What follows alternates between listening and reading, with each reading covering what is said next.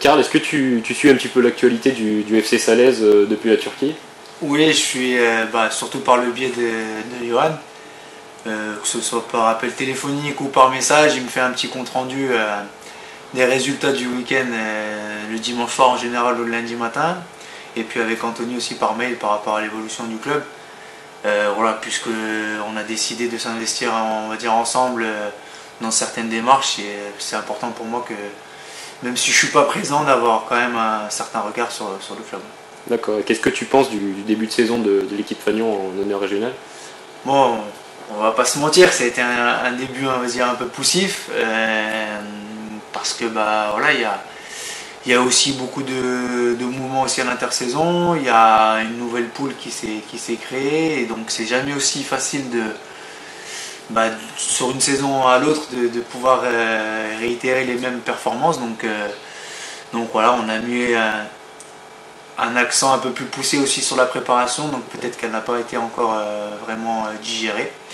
Mais je sais que l'équipe travaille bien, je sais qu'elle est dans le droit chemin, et donc les résultats suivront, j'espère, incessamment sous peu. D'accord. Et tu disais donc que tu t'investis un petit peu dans le club. Pour toi, quelle image a le club du FC Salaise? L'image déjà, depuis quelques années, c'est d'être un club familial, où il y a une très bonne ambiance de travail, où c'est assez convivial de se rendre au stade. Il y a beaucoup de manifestations, que ce soit sur des tournois à Noël, sur des tournois en période d'été qui sont assez sympas pour la région.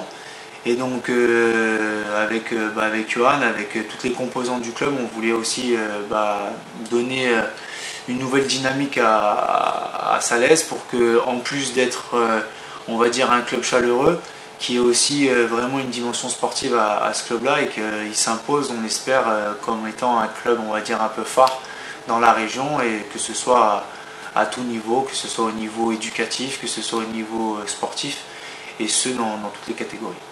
Ok. Est-ce que tu as un message à faire passer aux jeunes qui, comme toi, ont rêvé un jour d'être joueurs professionnels? Qu'est-ce que tu peux leur dire?